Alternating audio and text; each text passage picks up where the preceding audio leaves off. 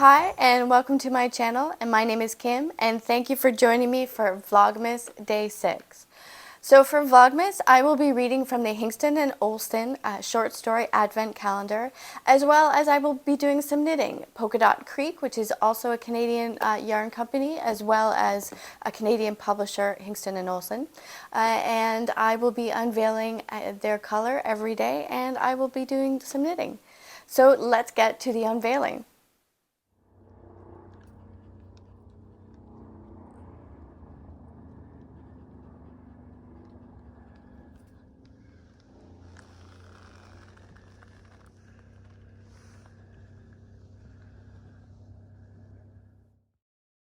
So let's find out what short story I will be reading this morning. So, day 6 from this beautifully designed calendar is called Clap Hands, Here Comes Charlie by Beryl Bainbridge. So, Beryl Bainbridge is a Booker-nominated writer. From what I recall, she is an English writer, and I believe that she died some time ago. The book that I read by her is called Master Georgie. I haven't read all of her books or all of her Booker-nominated books. And I remember it was about, I believe, the Crimean War, and that it was more psychological fiction than anything else. But let's see. So Beryl Bainbridge, 1932 to 2010, was an English writer whose works were nominated for the Booker Prize 5 times. Her novels include The Bottle Factory Outing, Injury Time, and Every Man for Himself. In 2008, the Times named Bainbridge one of the 50 greatest British writers since 1945. And this is another reason why I absolutely adore this Advent calendar so much. You have to know that from the name of my channel that I love the Booker Prize, and it only took 6 days to get a Booker story.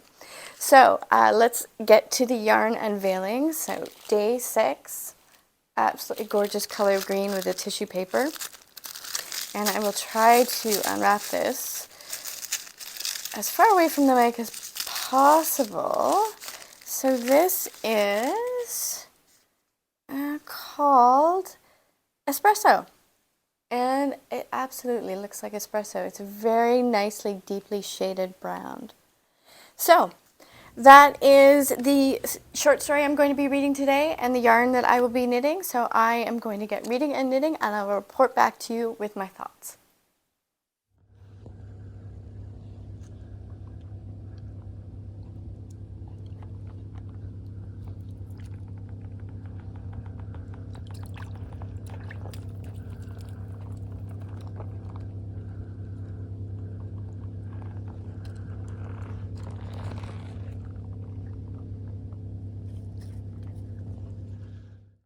So another interesting short story that did have me laugh out loud once or twice, but I'll explain that in a second.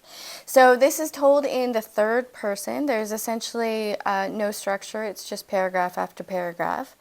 And interesting enough, and very cheeky from Hingston and Olsen, is it starts 2 weeks before Christmas. And guess what? It's 2 weeks before Christmas.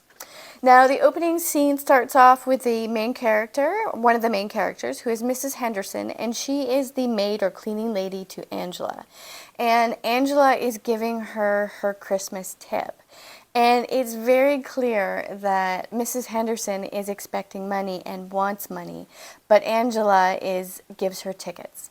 And Angela explains to her husband why these tickets are more important to her family, to Mrs. Henderson, than money. So there is clearly an upper class that does not understand the lower class.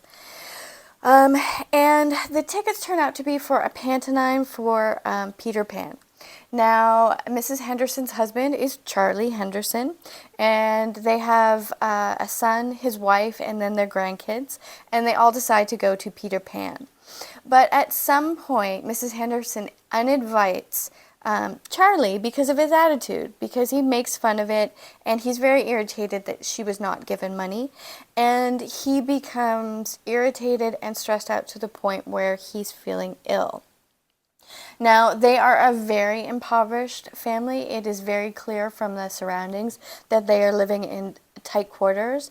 They have no hot water and no indoor washroom facilities. Now, Charlie decides to go to the theater, and they all pack in to a car. And on the way to the theater, they pass by the house that they used to live in 10 years ago. And they compare that past life to Never Never Land. So that's a very sad but poignant moment. Now, as the play goes on, Mr. Henderson clearly does not understand what is going on, even though everybody around him and even the small kids do. And during the intermission, he has to have his adult children explain the allegory to him.